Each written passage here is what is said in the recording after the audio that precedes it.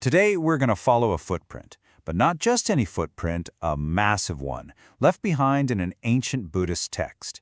It's a metaphor. They call it the simile of the elephant's footprint, and it's meant to be a guide to, well, the very nature of reality itself.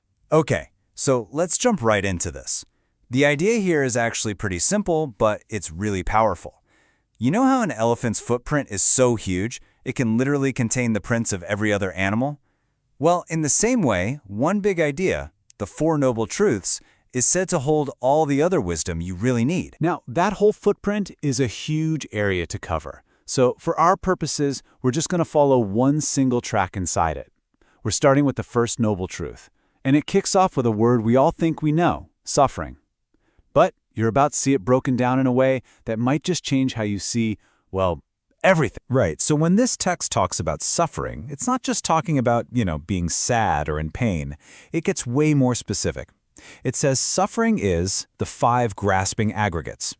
Just think of these as the 5 handfuls of stuff we're constantly clinging to that make up what we call me, our body, our feelings, our perceptions, our mental habits, and our consciousness. You see the logic here? It's a very systematic investigation. We're going from the big, broad idea of suffering down to its 5 key components, and now we're going to zoom in on the very first one, the aggregate of form. And in plain English, that's our physical body. So what is this body, this form? The text doesn't just leave it at that. It says, hey, your physical self isn't some solid, single thing. It's actually made up of the very same 4 basic elements as the entire world around you. And those 4 states are earth, for solidity, water, for everything liquid, fire, for heat and energy, and air, for motion. Now I know, this might sound like some kind of ancient, outdated science, but it's the way the text uses this framework that unlocks this totally radical insight about who, or maybe what, we actually are. And this is where it gets really, really clever. For each one of these 4 elements, the text does a simple comparison. It has you look at the element inside your body, and then at that same element outside in the big wide world. And it does this to show us something really profound about change, about impermanence. First up, we've got the earth element. So we're talking about anything that's hard or solid. The text asks us to think about this stuff in 2 places, inside our own bodies and out there in the world. So internally, this is everything that feels so solid and stable about us, right? It's our hair, our nails, our teeth, our skin. Even deeper, it's our bones, our flesh, all the stuff that feels so permanent, so me. But then comes the twist. The text says, look, even the great external earth, mountains, whole continents, is temporary. It's all going to wear away and vanish eventually. So if that's true for the entire planet, what does that say about this fragile little body of ours? And the conclusion is pretty blunt. This is not mine. I am not this. This is not myself. And then it applies the exact same logic to the water element. All the liquids, both inside us and outside. Internally, we're talking about our blood, sweat, and tears, literally. All the fluids that are constantly sloshing around, changing, and keeping this biological machine running. And the text just drives the point home with this incredible imagery. It asks you to imagine a time when even the great oceans could dry up. So if the entire ocean isn't permanent, how on earth can we claim the little bit of moisture in our body is some kind of stable, lasting self? You see the pattern now. It continues with the fire element.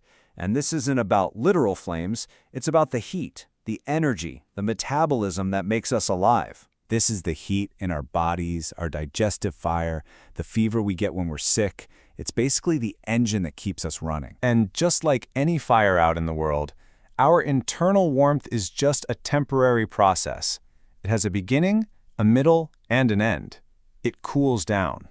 So it's not a permanent self either. And finally, we get to air, the element of movement, of pressure, and maybe most importantly, our breath. Inside us, this is the literal breath moving in and out of our lungs. It's the very rhythm of life itself, just constant, flowing motion. And the text asks us to imagine a day so totally still that not a single blade of grass even moves. So if the winds of the entire world can stop, then this fragile little breath passing through this body, well, It's certainly not some permanent thing we own. It's really just borrowed air. Okay, so you might be wondering, why go through all this? Why this intense, detailed breakdown of the body? What's the point? Well, the text shows us the incredible practical value of this way of seeing things, especially when we're under extreme pressure. And this is where we get the famous and pretty intense simile of the saw. It's the ultimate stress test.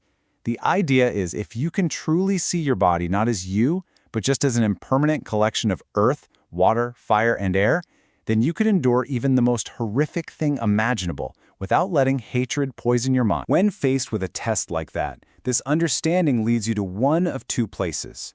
Either you're totally agitated, and the text uses this kind of strange metaphor saying you're like a nervous daughter-in-law, or you're able to find this deep, stable sense of balance, of equanimity. And if you can get to that place, the text says, you're happy with it.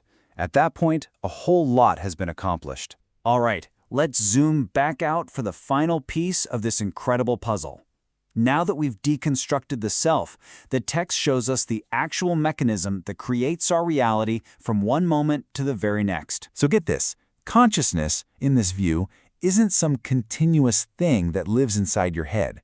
It's a process. It only pops into existence when three things happen to come together: a sense organ, like your eye, an external object, like the color blue, and the engagement between them.